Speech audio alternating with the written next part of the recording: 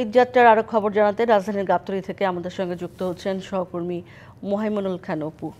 অপু, ঈদে ঘরে ফেরা মানুষের ভিড় কেমন দেখছেন? টিকিটের দাম বেশি নেওয়া বা কোনো ভোগান্তির খবর রয়েছে কিনা? খুব বেশি যাত্রী চাপ রয়েছে কিনা জানাবেন।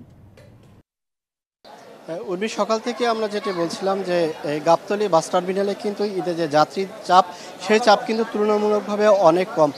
কিছুক্ষণ আগে গাবতলী বাস টার্মিনালে স্বরাষ্ট্র উপদেষ্টা এসেছিলেন, ভোক্তা অধিকারের মহাপরিচালক তারাও কিন্তু এখানে এসেছেন।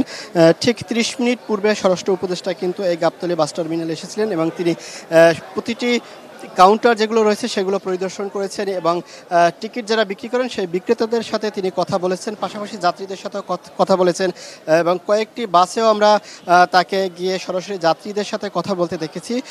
সবশেষ তিনি কিন্তু এখানে পরিদর্শন শেষে গণমাধ্যম কর্মীদের সাথে কথা বলেন, তখন তিনি স্পষ্টভাবে যেটি বলেন যে অন্যান্য বছরের তুলনায় এবছরের যে যাত্রীদের যে ভাড়া বৃদ্ধির অভিযোগ সেটি কিন্তু তুলনামূলকভাবে কম এবং যদি কোনো অভিযোগ থেকে থাকে তাহলে তারা কর্তৃপক্ষকে জানানোর জন্য বিশেষভাবে অনুরোধ করেছেন স্বরাষ্ট্র উপদেষ্টা। তিনি কিন্তু এও পাশাপাশি বলেছেন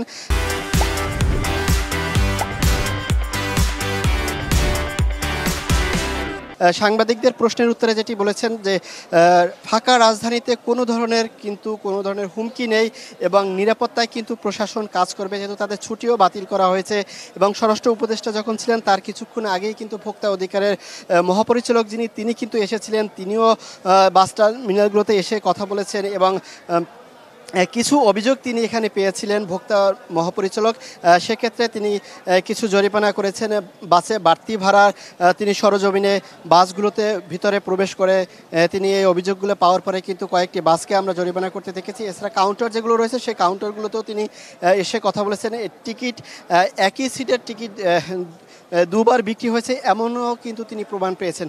আর আপনি যেটি বলছিলেন যে যাত্রীদের চাপটা আসলে যাত্রীদের যে চাপ সেই চাপটা কিন্তু তুলনামূলকভাবে এখন পর্যন্ত গাবতলী বাস টার্মিনালে কম রয়েছে এবং এই যাত্রীদের নিরাপত্তা নিশ্চিতে কিন্তু পুলিশের পাশাপাশি র্যাব রয়েছে এবং সেনাবাহিনীর টহল টিমকে আমরা কিন্তু গাবতলী বাস টার্মিনালের সড়কগুলোতে দাঁড়িয়ে নিরাপত্তায় কাজ করতে দেখেছি এবং বিভিন্ন বাস সেগুলো তল্লাশি করে যাত্রীদের সাথে কথা বলছেন যে ভাড়া বেশি নেওয়া হচ্ছে কিনা সেই বিষয়টিও কিন্তু তারা তদারকি করছেন। তুর্মি রাজধানীর গাবতলী বাস টার্মিনাল থেকে ঈদের ঘরমুখো মানুষের সবশেষ খবর ছিল। অনেক ধন্যবাদ আপনাকে অপু।